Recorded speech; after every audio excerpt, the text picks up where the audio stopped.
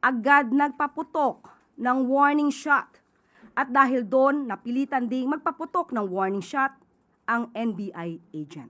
Several sources confirmed that the Senator Bato, is no longer in the Senate premises. Magandang araw, Malacanang Press Corps. Ito po ang ating pahayag patungkol sa pangyayari sa Senado kagabi. Mga bandang 4:00 ng hapon kahapon, May 13, nagsagawa ng live stream si Senator Bato de la Rosa sa kanyang official Facebook account na umano'y aarestuhin siya. Sinundan ito ng mensahe ni Office of the Sergeant at Arms, Retired Police Major General Mau Aplasca, sa media na may aarestuhin sa Senado. Ilang minuto pagkatapos nito, ang mga tauhan ng OSAA ay may nakita umanong NBI agents sa property ng GSIS. Ang Senate ay umuokupa sa ilang bahagi ng GSIS property. Isang bridge ang nag-uugnay sa opisina ng GSIS at opisina ng Senado. Ang susi upang mabuksan ang pintuan mula sa Senate papunta sa bridge na konektado sa GSIS ay hawak ng OSAA o Senado. Si GM Wick Veloso ng GSIS ay humingi ng assistance sa NBI para masecure ang kanilang premises. Ito po ay pinasinayaan ni NBI Director Attorney Matibag. Kaya nagpadala ng NBI agent sa GSIS premises bandang 6:00 ng gabi. Pinagbigyan ito ng NBI at sa puntong ito gusto nating linawin. Una, walang assault na ginawa ang NBI agents sa Senado. At pangalawa, walang operasyon ang NBI o PNP na arestuhin si Senator Bato. Pero bago nito, noong nakita ng OSAA na mayroong NBI agent sa GSIS, katabi ng Blue Guard, nakita na agad na naka-gear up ang OSAA. Nag-vest at naghanda sa isang operasyon. Pagdating sa bridge sa GSIS premises, tinanong ng OSAA ang NBI agent na nakaupo lamang kasama nga ang isang Blue Guard ng GSIS.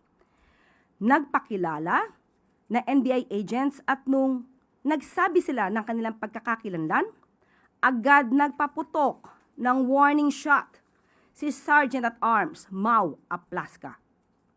At dahil doon, napilitan ding magpaputok ng warning shot ang NBI agent. As of 11:09 a.m., several sources confirmed that the Senator Bato, is no longer in the Senate premises. But we are still getting official confirmation on the report. At para po mabigyan tayo ng detalye, makakasama po natin si NBI Director Attorney Melvin Matibag at PNP Chief General Jose Melencio Nartates Jr.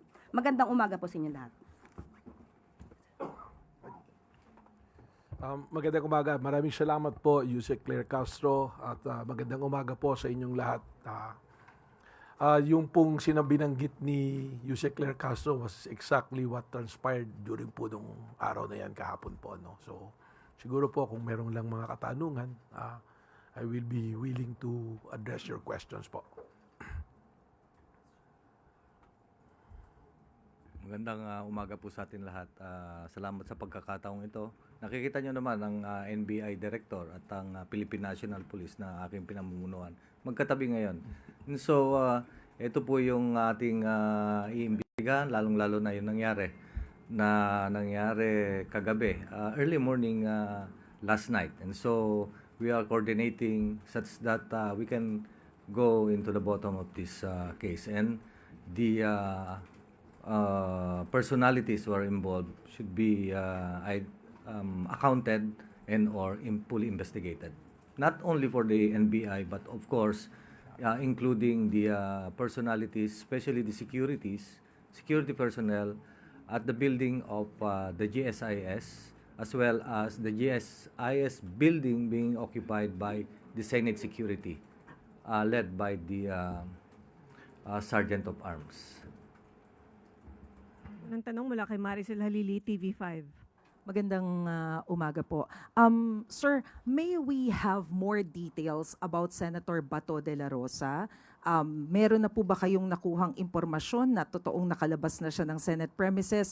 Sino po yung kasama niya na nakalabas? Paano po siya nakaalis at nasaan po siya ngayon? Sino po ba?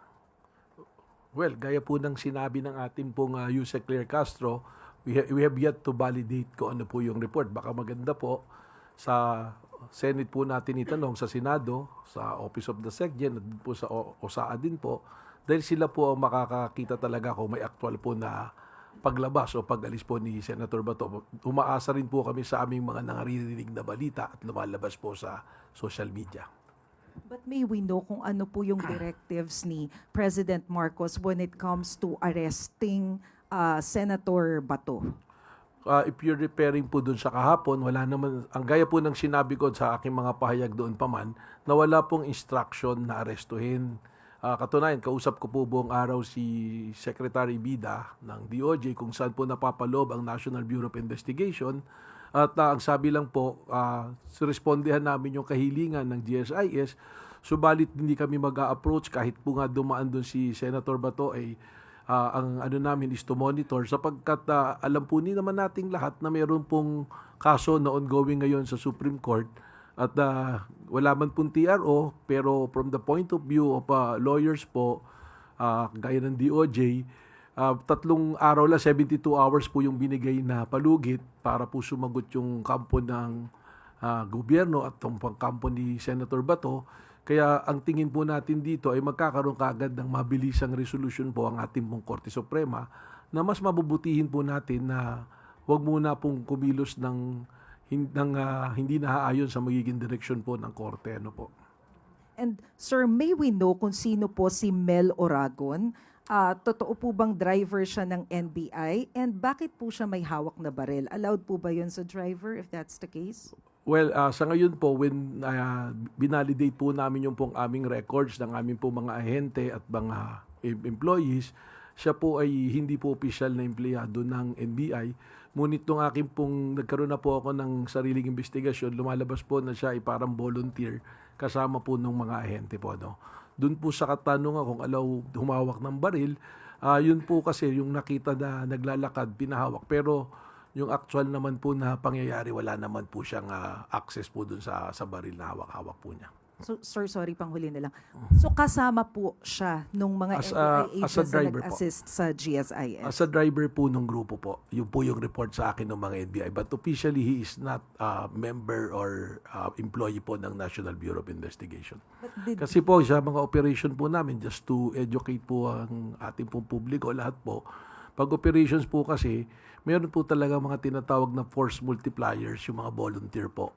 Para po kasi sa kakulangan po ng tao, tsaka meron po din kami tinatawag na mga alpha or assets, yan po na rin yung mga ginagamit namin to solicit intelligence report po para sa aming mga operations po. Thank you, sir. Salamat po. Sunod na tanong mula kay Katrina Domingo, ABS-CBN.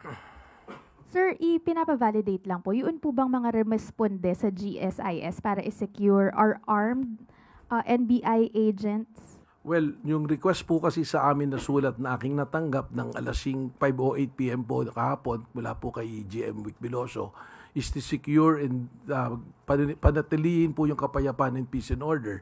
So pag may request pong ganun, talaga pong nakabihis naman po ng ano tawag dito, yung pong kanilang ordinary gear na ganyan, dala po talaga yung mga ganyan na arms. Ano po? Sir, bakit po may drilling involved? Can you categorically explain to the public bakit po may drilling involved? Nakita ko rin po yung video na yan at kung makikita nyo naman po, yung mga suot ng tao nagdi-drill, hindi naman po pang assault.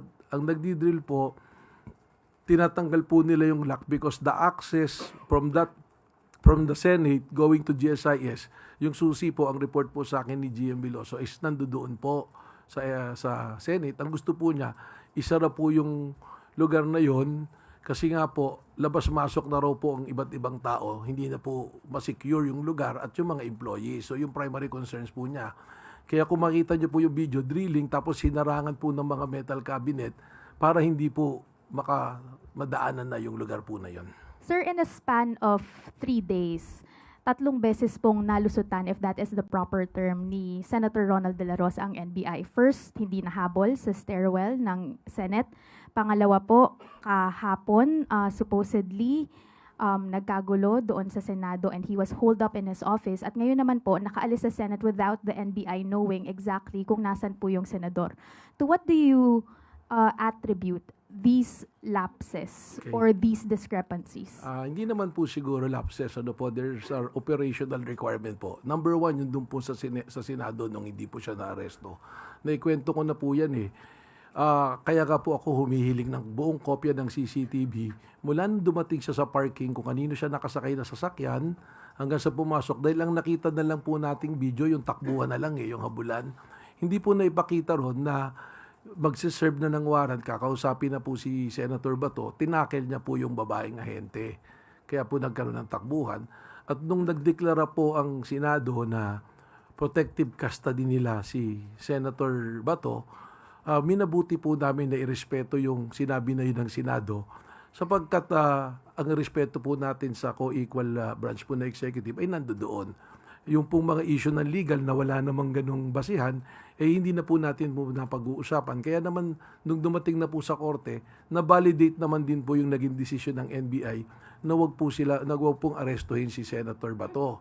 Ito naman pong pangalawa, ganoon na rin po yun, karugtong na mayroon pong pending na kaso sa Supreme Court and the strict instruction is wag pong arestuhin. And at the same time, ang gusto po ng ating pong pamahalaan, i-maintain na yung peace and order, mataas na po masyado yung po bang pagtatalo-talo, pag-aaway-away ng iba't ibang grupo.